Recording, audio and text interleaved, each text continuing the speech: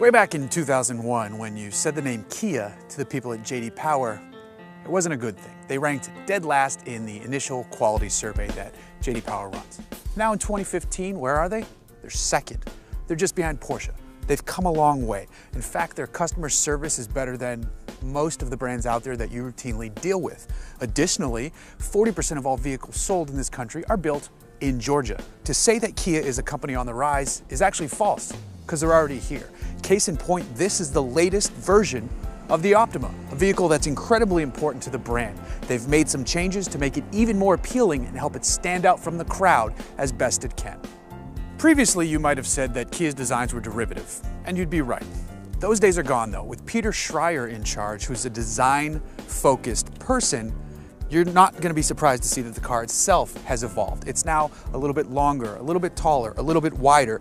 It's carving out its own space. It wants you to realize that that's a Kia from across the parking lot and not something else that falls into that mid-size sedan category. They're doing a good job of that. You've got the familiar Kia grille, you've got some headlights that got some great design elements going on inside of them. Out back, the taillights are instantly recognizable. This is a lower trim model and it's got some sharp looking wheels that aren't too chromed out. I could do without the vent on the fender, but that's a minor thing. And it does pair with the window trim and the door handles here. So overall, it's a handsome car. At the very bottom of the Optima lineup is a car fitted with a 2.4 liter 4-cylinder engine. It's good for around 185 horsepower and somewhere in the 180 pound-feet of torque range, and it pairs with a 6-speed automatic. That engine's good for 37 miles per gallon on the highway. That's about it. There's nothing exciting about that.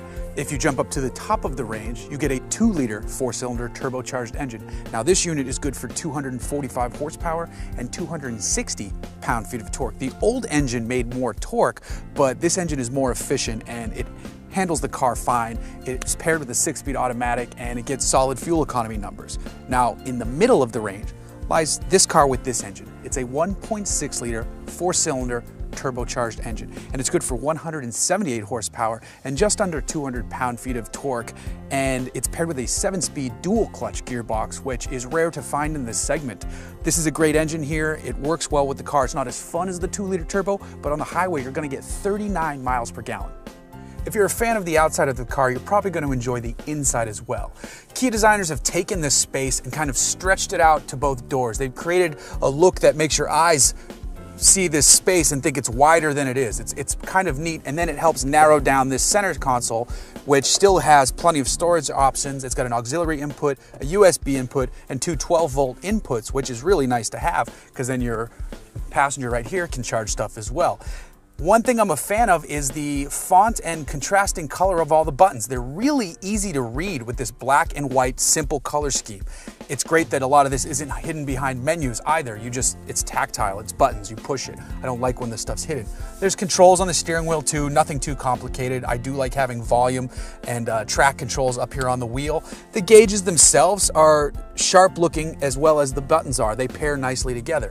Now another thing I like on this screen is that you can have multiple things on it at once. I have a shot of which music is playing next to the map, so I don't have to trade one for the other. Besides all of this looks, it's comfortable. These are cloth seats, which, as you know, if you watch other reviews I do, I like cloth seats.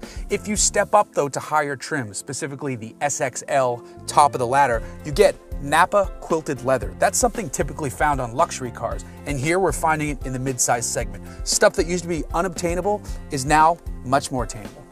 Now we're dealing with a mid-size sedan. Most in this segment aren't gonna blow your hair back when it comes to sporty driving experiences. You have a better chance of experiencing something like that with the 2-liter turbo. Those are great power numbers. Here, we're more about just average daily economical use. But if you do punch it, it is a turbo. I mean, it'll go off the line. I think I got some tire spin there. It's not as benign as you would think, which is a good thing. And part of that is because Kia has engineered a chassis that's lighter than the previous version. It's also stiffer. So you have a chassis that's lighter and stiffer. That makes for a more enjoyable driving experience. They've also been working really hard to fine-tune their handling. And it shows. What used to be a place filled with rubber band steering wheels, that's gone. It's 95% gone, let's put it that way. This car handles far better than it used to. If you want to spice it up a little bit, there is a drive mode selection button down here. Right now, I put it into Eco, everything's dulled. Put it into Sport mode though, There, turbo boost kicked in, steering wheel feels tighter, the action gets more exciting, it holds gears longer through the 7-speed dual clutch gearbox. It's surprisingly sporty, yet there's nothing, you know, like I said, too exciting. But it doesn't have to be boring here, and that comes down to mostly chassis refinement. So what does a 2016 Optima cost you? Well, if you go for that base 2.4 liter version, you're just over $20,000. You're getting a decent car there, but there are better engine options and better interior packaging to be had. Step up to this car.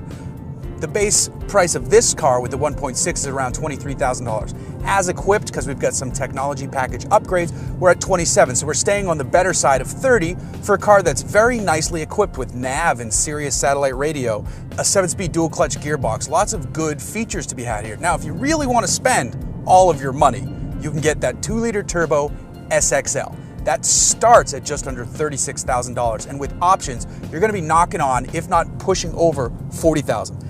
That's where it's a tougher sell for a Kia Optima.